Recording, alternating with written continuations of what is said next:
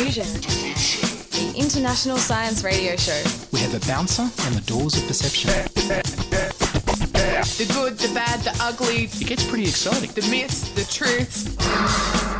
Toxicology. Astroseismology. Magnetism. The dark side. Genetically engineered potatoes. Planetoid. Planetoid. I love that word. Hello and welcome to Diffusion. Sit back and relax while we trivialise your brain with weird and wonderful science. I'm Ian Woolf. Welcome to a special end-of-year trivia edition, where none of the questions are about COVID-19, but the news might be. Here's news of possible treatment for both long COVID and ME.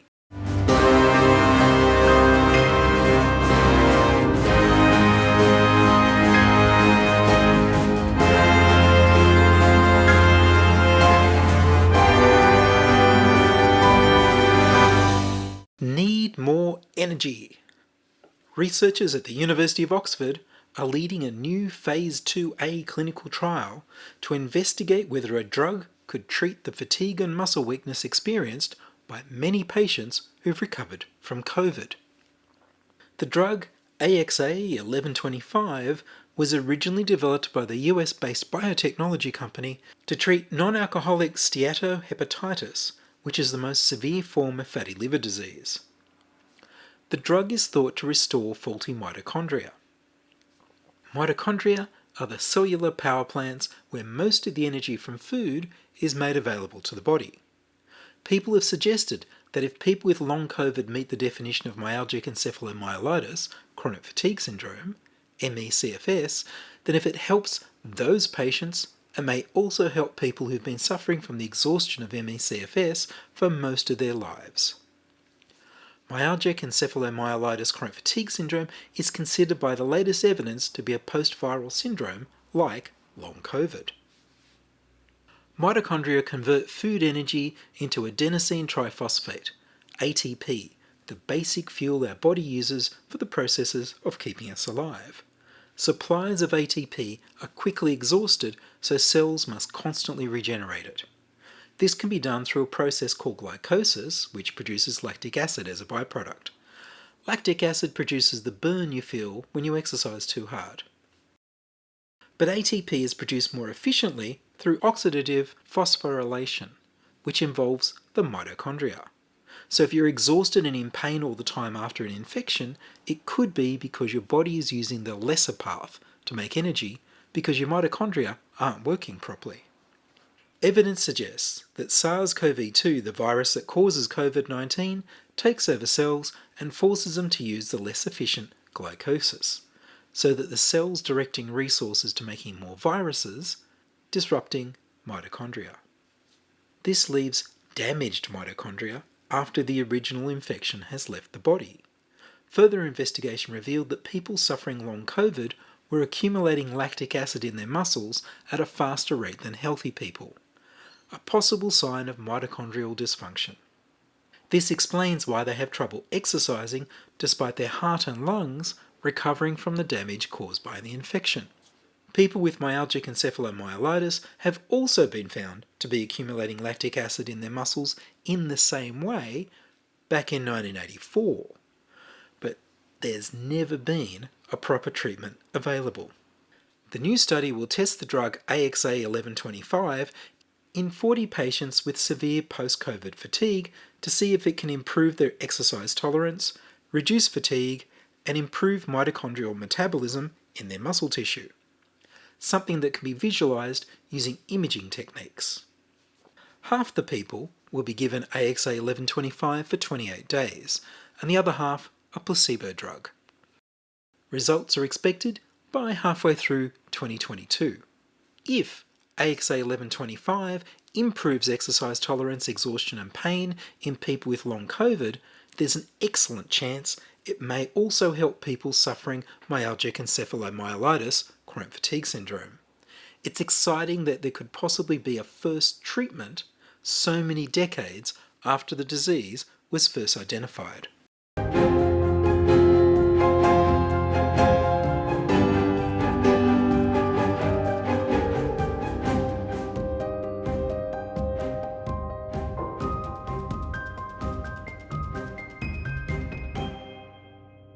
You're listening to Ian Woolf on Diffusion Science Radio. Send emails to science@diffusionradio.com. We're brought to you across Australia on the Community Radio Network and podcast over the internet on www.diffusionradio.com.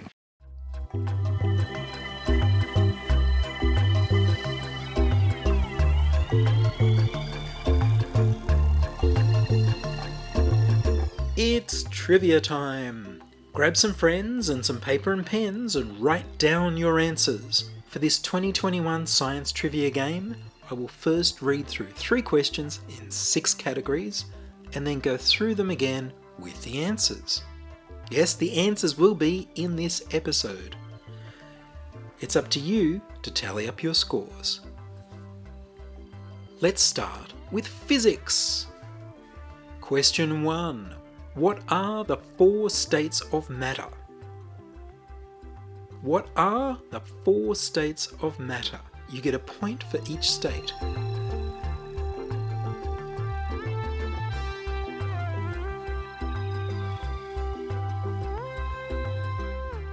Question 2. What is the centre of an atom called? Question 2. What is the centre of an atom called?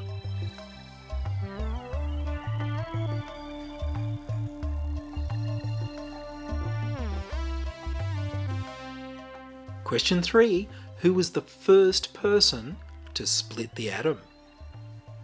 Question 3 was, who was the first person to split the atom?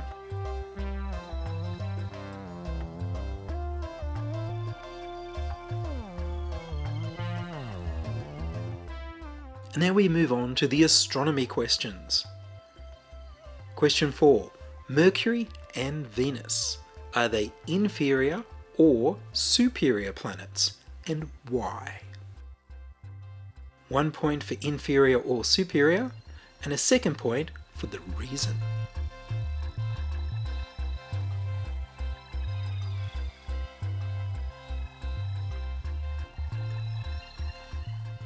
Question 5. What is Pluto classified as? Question 5. What is Pluto classified as? Hint, don't be misled by the words in the Diffusion theme music.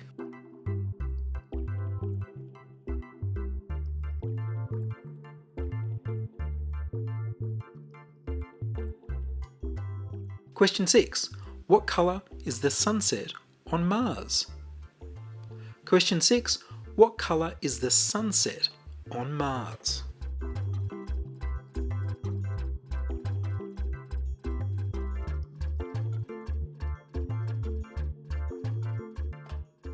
Biology.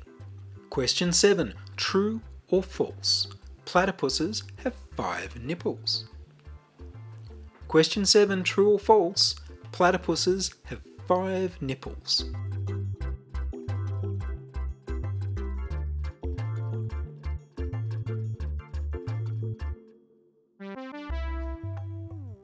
Question 8.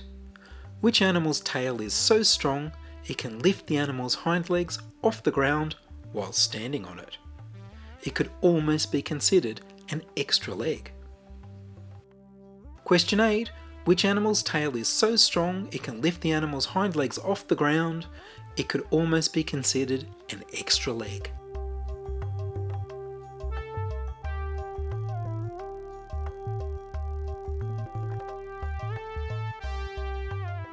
Question 9. Bacteria in the root nodules of peas process which element? Question 9. Which element is processed by bacteria in the root nodules of peas?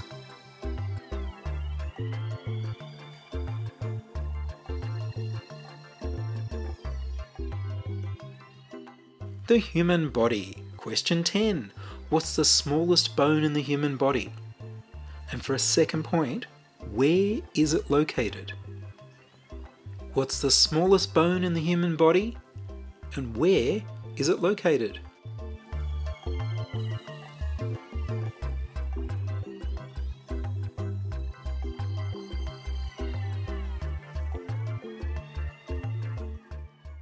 Question 11. True or false? stomach acid is strong enough to dissolve steel? Question 11, true or false? Stomach acid is strong enough to dissolve steel.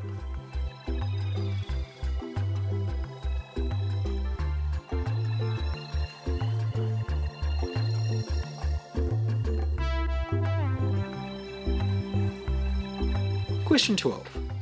What do we call the tissues that connect the muscles to the bones?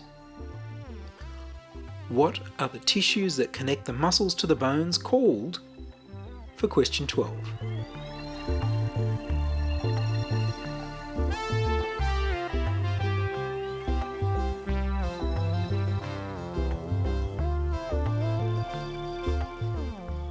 Chemistry.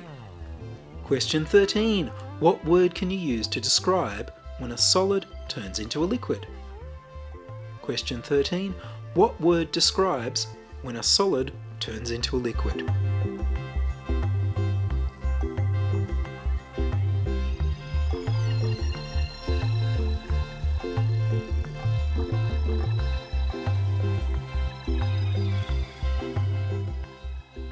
Question 14.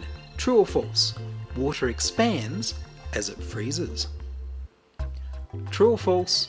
Water expands as it freezes.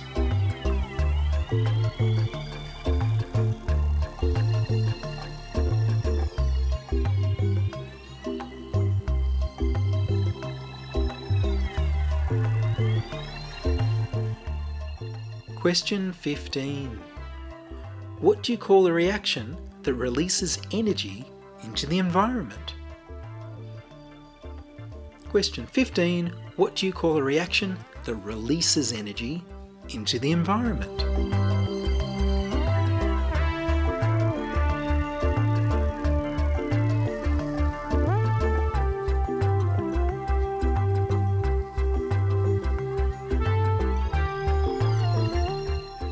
Technology. Question 16.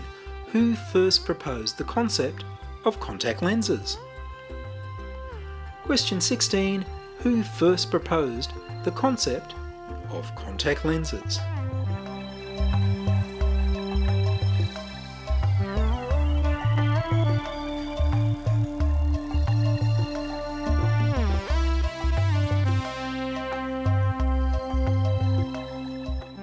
Question 17. At which temperature does book paper burn? For an extra point, what is that in Celsius? Question 17. At which temperature does book paper burn? And what is that in Celsius?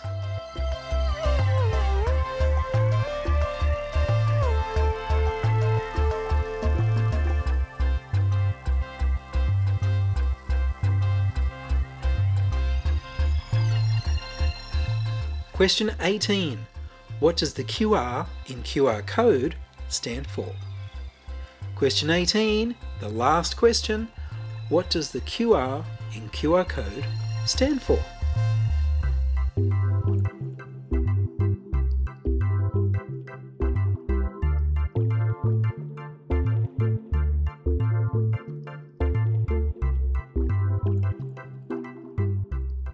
Alright, how did you go? Here are the answers. Question 1. The 4 states of matter, in any order, are solid, liquid, gas, and plasma. Where a plasma is an electrically charged gas, like you find in the sun. If you heat a solid, you generally get a liquid. If you heat a liquid, you get a gas. And William Crookes discovered in 1879 that if you heat a gas, it breaks into charged particles that he called radiant matter, and was given the name plasma in 1923 by Nobel Prize-winning American scientist Irving Langmuir. Question 2. What is the centre of an atom called? The answer is the nucleus. The nucleus was first discovered by Ernest Rutherford in 1909. Using gold foil to bounce alpha particles from radioactive decay. The results showed that there was a massive nucleus in the centre of the atom, rather than the electrons embedded in a positively charged sphere predicted by the plum pudding model of the atom of J.J. Thomson. Question 3. Who was the first person to split the atom? The answer is Ernest Rutherford in 1917. He claimed that he'd broken the machine and touched the ghost of matter. In his experiment, he bombarded nitrogen nuclei with alpha particles from radioactive minerals, and then detected the particles released from the reaction. Astronomy. Mercury and Venus, are they inferior or superior planets? They're called inferior planets. Inferior planets are closer to the Sun than Earth, and superior planets are further from the Sun than the Earth. Question 5. What is Pluto classified as? Pluto was reclassified as a dwarf planet in 2006 by the International Astronomical Union. Because it's so small that there are many other bodies of the same size or larger that would also qualify in our solar system, making the word planet useless. So the International Astronomical Union changed the definition to add has not cleared its neighbouring region of other objects. Pluto meets the other criteria of a planet, but it hasn't cleared its neighbouring region of other objects, so it's now a dwarf planet. It is not a planetoid. Question 5. Sunsets on Mars are blue. Fine dust makes the blue near the sun's part of the sky much more prominent, while normal daylight makes the red planet's familiar rusty dust colour more prominent. The very fine dust in the air is the right size so that blue light penetrates the atmosphere slightly more efficiently. When the blue light scatters off the dust, it stays closer to the direction of the sun than light from other colours does. The rest of the sky is yellow to orange, as yellow and red light scatter all over the sky instead of being absorbed or staying close to the sun. It's blue. Question 7. True or false, platypuses have 5 nipples? The answer is false, because platypuses don't have any nipples at all. Milk oozes out of mammary glands and ducts into grooves in their skin for baby platypuses to lap up. They have antibacterial compounds in their milk to protect the baby platypuses from getting sick from lapping milk off their not sterile bellies. Baby platypuses and echidnas are called puggles. Question 8. Which animal's tail is so strong that it can lift the animal's hind legs off the ground while standing on it, and is almost considered an extra leg? The kangaroo. Kangaroo tails are so strong they can practically lift a kangaroo's entire 100-kilogram weight. When the male kangaroos are fighting, they'll put all their weight on their tails so they can kick their opponent with both legs.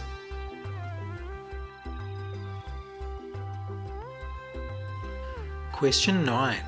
Bacteria in the root nodules of peas process nitrogen. The symbiotic bacteria fix nitrogen out of the air so that peas can make their own fertiliser.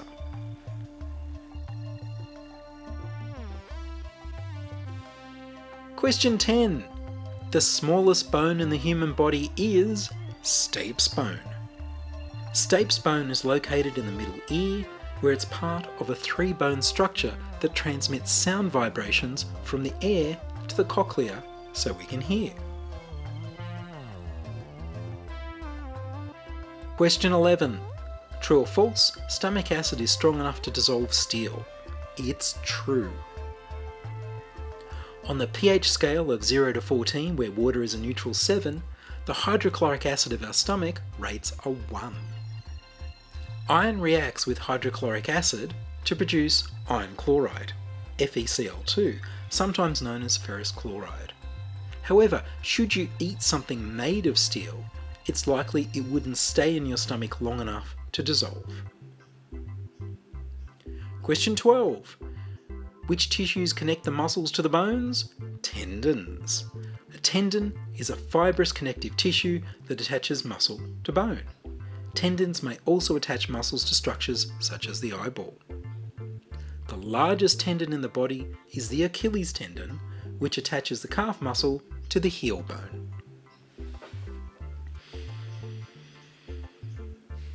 Question 13. What word describes a solid turning into a liquid? Melting. Everyone should get that.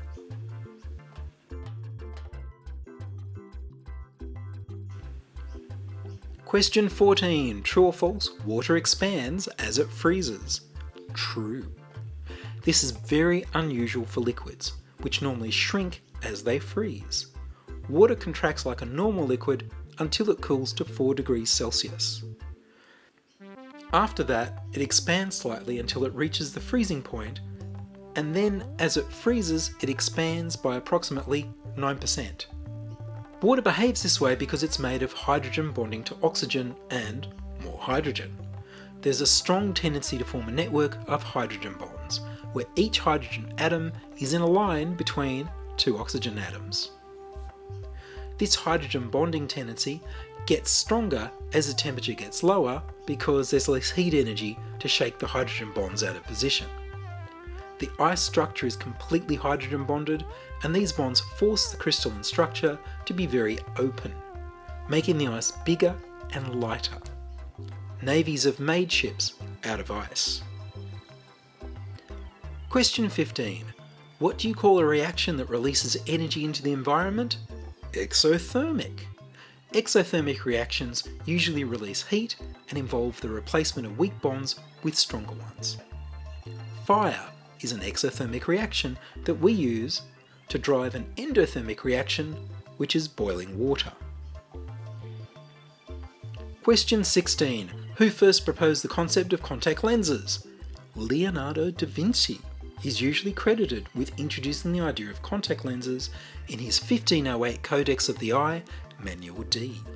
In the book, he described a method of directly altering corneal power by either submerging your head in a bowl of water or wearing a water-filled glass hemisphere over the eye. In 1827, English astronomer Sir John Herschel proposed the idea of making a mould of a person's eyes. Such moulds would enable the production of corrective lenses that could conform to the front surface of the eye. But it was more than 50 years later before someone actually produced such lenses, and there's some controversy about who did it first.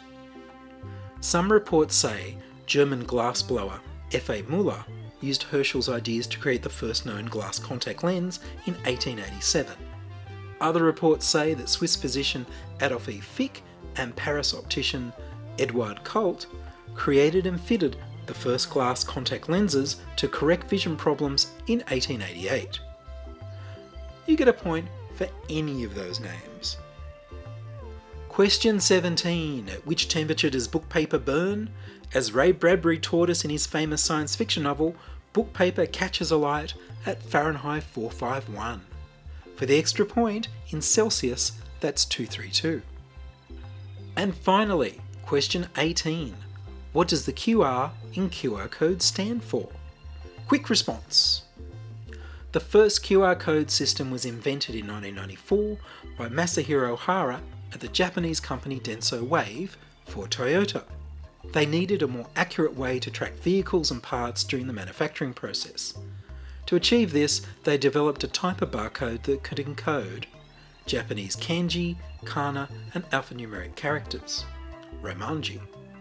The initial design was influenced by the black and white pieces on the board of the game of Go. Quick response. And that's my quiz. How did you go? If you want to commiserate or brag about your points, then drop a line to science@diffusionradio.com. The trivia music was Space Jazz by Kevin MacLeod of Incompetech.com. And that's all from us this week on Diffusion. Are you a scientist, artist, biohacker, or maker who'd like to be interviewed about your work? Would your company like to sponsor Diffusion?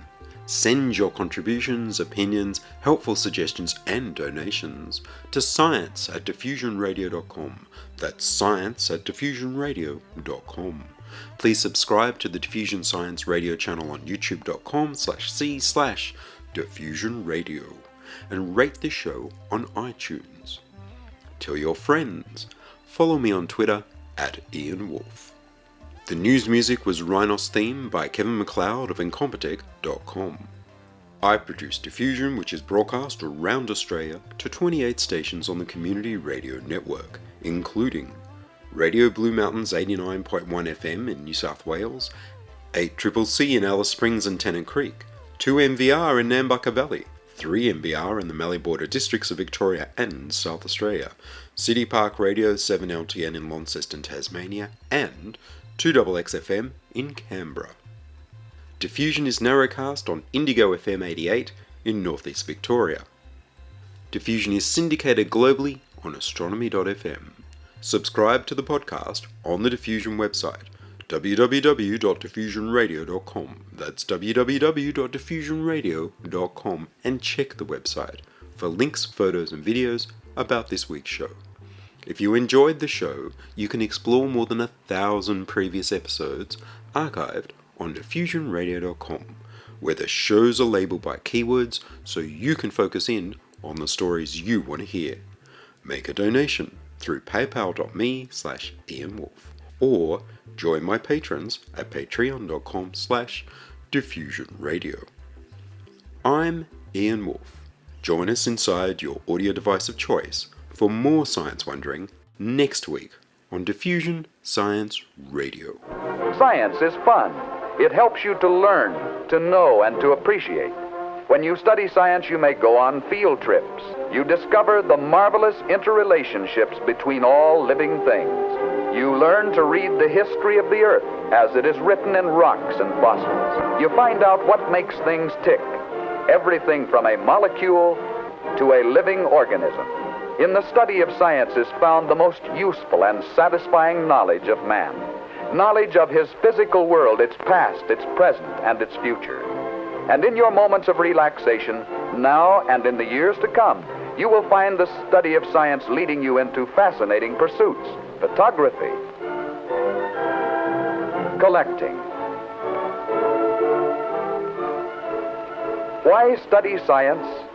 Study science because you will find in the study of science a richer, more rewarding life.